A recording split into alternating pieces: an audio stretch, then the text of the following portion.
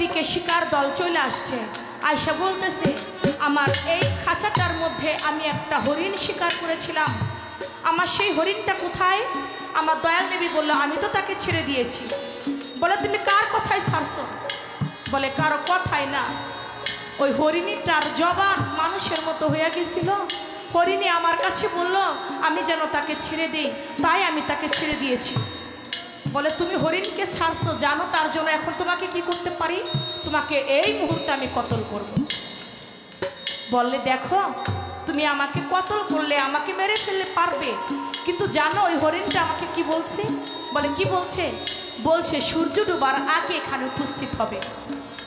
বলে সারা দিন খুঁজেও একটা হরিণ পাওয়া যায় না, আর হরিণ নাকি কথা দিচ্ছে যে হরিণ সূর্য ডোবার আগে আসবে। এই লোকটা কি বলে? এই লোকটা পাগল হয়ে গেছে। আমার দয়াল নবীকে বলে পাগল হয়ে গেছে। আমার দয়াল নবী নিজেই খাঁচার মধ্যে থাইকা বাজান আমার দয়াল নবীকে মারবে বইলা ইহুদি তরবারি নিয়ে দাঁড়াই রয়েছে। এদিকে হরিণীটা গিয়া দুটা ছোট ছোট বাচ্চার কাছে গিয়া কয়, বাচ্চারা রে শেষবারের মতো তোদের মায়ের দুগ্ধ তোরা পান করে নে, তোদের মাকে যে তোরা আর কোনো দিন পাবি না। বলে কেন মা, কি হয়েছে তোমার?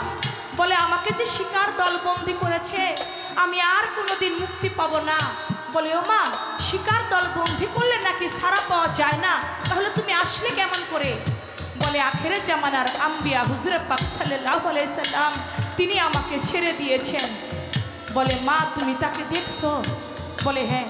বলে মা তোমার জীবন ধন্য হয়ে গেছে, তুমি তাকে দেখছো মা, আমাদেরকেও নিয়ে চলো।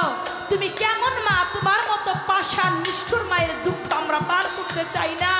তুমি তাকে খাসার মধ্যে বন্দি রাইখা আমাদেরকে আসছো দুধ পান করাইতে। ও মা তোমার দুঃখ আমরা চাই না, আমরা ওই দয়াল নবীর মুখ দেখা জীবন আমরা ধন্য করতে চাই। দয়াল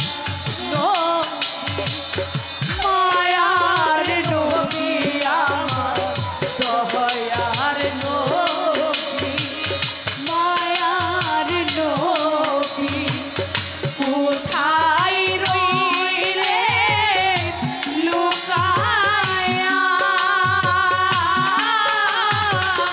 দেখা দেন গো আর নবী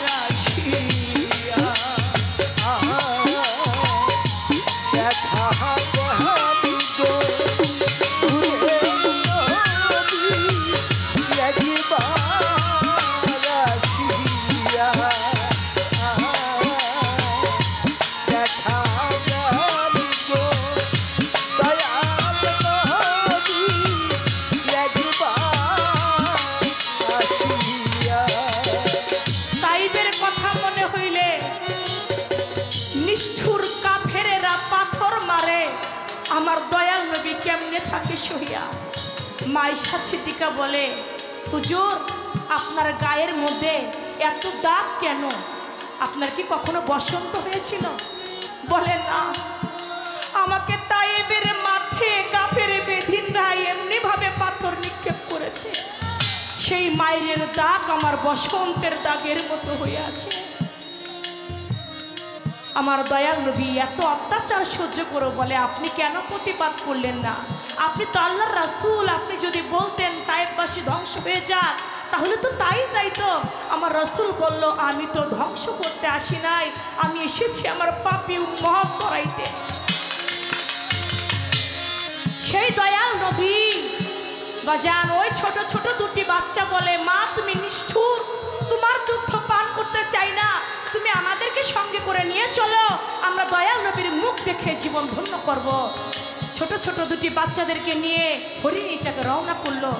এদিকে সূর্য ডুবে ডুবে যায়, আমার দয়াল নবীকে মারবে বইলা বেদিন দাঁড়িয়ে আছে।